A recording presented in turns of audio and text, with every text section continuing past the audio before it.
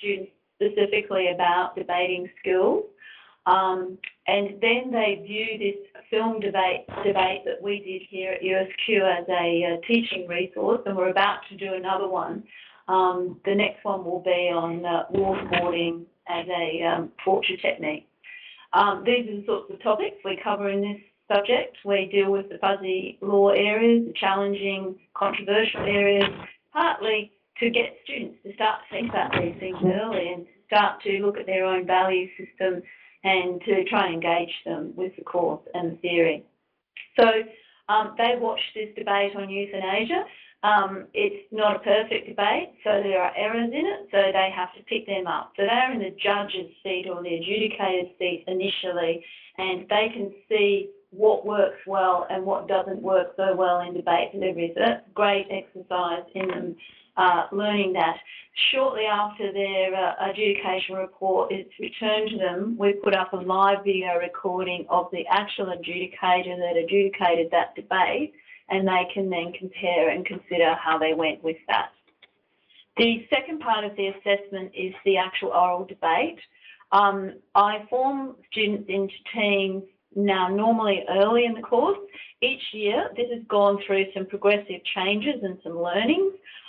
Because we have a drop-by date 5 weeks into the course, that is not conducive in a 13 to 15-week semester for setting up teams, because you set up a team early in the course and then you get students maybe drop out, you're having to constantly readjust teams, and that's difficult. So I've now delayed that process till a little later in the course before we actually put them into their teams, but they're put into teams a minimum of 3 weeks before they actually have their debates due.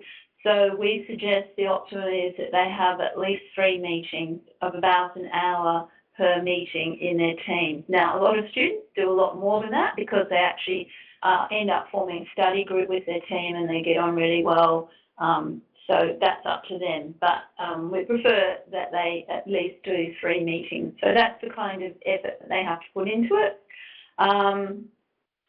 What else about the debate? The debate is actually held with mixes. There's on-campus students at Toowoomba, there's on-campus students at Springfield. The off-campus students, if they live close to one of those campuses, and we schedule it that they can come on campus. So we can have, the teams are 3 per the negatives, 3 per the affirmative, so 6 students. And we can have mixes, and it can be any combination. So you could have 1 student on Wimba, you could have 2 students on campus, you could have a team on campus and the other students entirely off campus. You could have the 3 students that are on Wimba all in different locations. We've had students from all around Australia, Port Douglas, Perth, Tasmania, Victoria. Or what some students do, because I make an effort to actually locate them geographically as close as possible. So I actually do spend some time with the external students. There's quite a commitment because I have not found a computer tool or software program that will actually do this for me, despite talking to people like Spark and others, that will actually just nicely group the students based on their geographical region. So I look at their postcodes and, put them in the same suburb. And what's come out of that is students actually go, oh, what was the chance of you living just down the corner around there? We can meet up for face-to-face for a coffee. So what they are doing is off-campus students that normally go through their study and never expect to see another student. They're actually for the first time in first year engaging with other students. And getting on so well that they're forming study groups to go throughout their course. And that is a brilliant socialising outcome from it. So sometimes the students will then go to one person's house. So the 3 of them will deliver their Wimba debate from one location, and they can pop the champagne and drink that when they're finished. With the debate is adjudicated by an external Queensland debating adjudicator that's qualified, and we've just worked with one debate adjudicator, but it's a fairly big job. So now we've got 2 adjudicators that work with me, and they give instant oral feedback to each student straight away after the debate is delivered, and that's very important in the feedback literature. But then they also go away and type up the manner, matter and method comments, and I then compile that and send that via email back to the students. Okay, the third part of this actual debate assessment is that within 1 week of actually having delivered their oral debate, as a team, the students then have to do a written argument from the opposing side on the topic that their debate has been on. So key learning aspects in this is the real critical thinking, because you'll find they've researched their topic and they have to research it really from both sides so that they can anticipate rebuttal and argument that the other side will be making. But it really, they can get quite possessive of their particular stance in the oral debate. And students have said they've found it very challenging to then have to go to the opposing side and provide a written argument. So there's quite deep critical thinking that's required there, and good lawyer skills about learning to be a devil's advocate, learning to look at diverse perspectives. And that is the written research part of the assessment in the course. So how do I assess it in a way that I've had a great deal of success with teams? I can say that in 4 years, and I know a lot of academics will shy away from teams, in 4 years, last year was my worst year, and as I say, it was about 280 students, both off-campus and on-campus. It's quite a big undertaking. Last year, I had 2 students that, because they had personal issues and personal problems, they did present problems in the team. But I can say that is the only time I've had 2 teams in 4 years that have caused me some lack of sleep. This year, I can happily say that it has just been an absolutely wonderful experience, and that the students have just been great and given great feedback about not only the assessment but about their teammates and how it's all worked. Now, what is the success of this? Well, I did quite a bit of reading of the literature before I went into teamwork assessment, and I thought, look, you know, you hear about the lurkers and the complaints, and are you individually assessing or are you assessing the team as a whole? So reading all that literature, I've compiled a triangulated assessment, and I think that takes a lot of the heat out of what some people call teamwork heavy rather than teamwork light. And an important component of that is the peer and self-assessment. So the debate is worth 30% of the course marks overall, and it is triangulated into 3 things. 10% is the adjudication, which is by the Queensland external adjudicator. So it's an independent, formalised process of marking. The peer and self-assessment, they have a sheet that they have to complete that's got 10 criteria, and they must complete that for their 2 team members and 1 for themselves. And this requires them to use the ethical practices and the reflexive learning that we also have in the course, because we cover lawyers' ethics and things like that. So they start to learn that they can't just give 10 out of 10. And if they do give 10 out of 10, they have to justify, and usually they put comments as to why they really feel the person was worth 10 out of 10. And if they can justify it to me, that's fine. But to balance that, if they are to give others extremely high or extremely low marks, they've got their self-assessment, but they've also got a facilitator, which is me. I call myself a facilitator. And so I have 10% of the marks that I will give to on other criteria, which is about how they've worked as a team overall, how they've delivered their debate, the whole thing.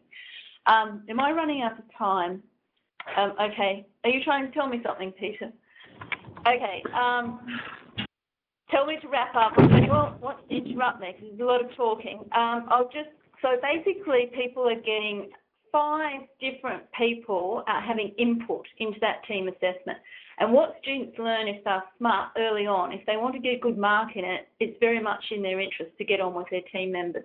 So that takes out all that problem of loafers, the need to negotiate team disputes, etc., etc. And I'll leave that if anyone wants to ask me any questions about that. The other assessment items in the course are multiple choice tests, the adjudication report, which I've already talked about, 10%, and the written argument, which is the assessment that follows 1 week after the actual debate. So I think that's it for me. This might be an opportunity. Yeah, thanks for that. And Pauline, I was really just going to ask you about the scaffolding you do for the peer and self-assessment activities. And how do you go? Do you give them formative activities they do first, and do they run through that and say, yeah, do you do any consensus type activities with them so that they understand what the standards are that will be associated with the marks they're giving? Yeah, that's a very good question. I think I probably could do a little more on that, but we do have a module talking about, well, we start off, the first module we run over 2 weeks, and it is scaffolding for the whole of the rest of the course. So in that module, we actually start off by talking about teacher styles. I'm a student-centred, facilitative teacher, and I explain to them what that is. We go through the discourse of teaching. We actually do values assessments, so they learn about their own values, they learn about others' values. We also look at graduate attributes, so they have a clear understanding of why they're doing the assessment that they're doing.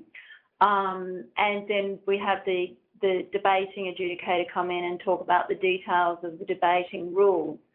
So usually,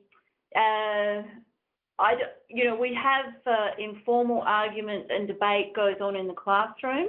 So it's a Socratic method of teaching. So there's a lot of discussion, and I find that the values assessment and talking about values, which I do quite a bit of, probably sets them in good stead for that. I haven't found that the criteria are quite clear. I probably should have had a copy of that here for you, what the criteria are in the peer and self-assessment, but they escalate into higher order skills as you go down the 10 points. And I tell them that they can give 0, half or 1 mark for each of those marks. I don't actually do any formative kind of peer assessment exercises. So, that's probably something we could do more of, but I haven't really found it an issue where students have said they don't understand it. They do find it a bit odd assessing themselves. That's a new one in a first year course for them, is like, are you kidding me? I can assess myself. My experience has been that they are very thorough in saying why they've given the mark they've given. If they have given it a low, or they say, oh, look, I knock a point off here because I was late for a meeting, so I wasn't really trustworthy. So, sorry, long answer. Does that answer the question, though, or not? Yeah, thanks, Pauline. That's really nice.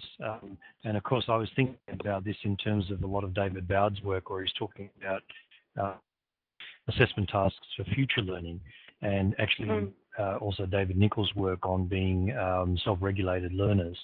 And so it's really about students being able to understand those things they're applying to things, and what sort of activities do we get students to do so they actually understand the standards in the first place.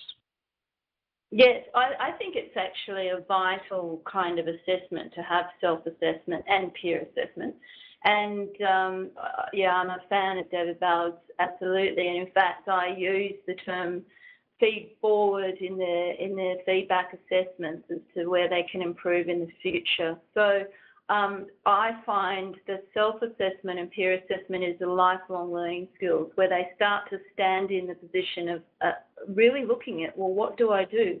What have I done well, and what could I do better? And, the students are very honest in their replies, and it's fascinating to read about them, and then marking the other students, where they kind of go, well, she was quite good, but, she missed a couple of meetings, or other students will say, oh, they left straight away and I wanted to talk more. There's a great deal of honesty that comes out, and it's really exciting to read that.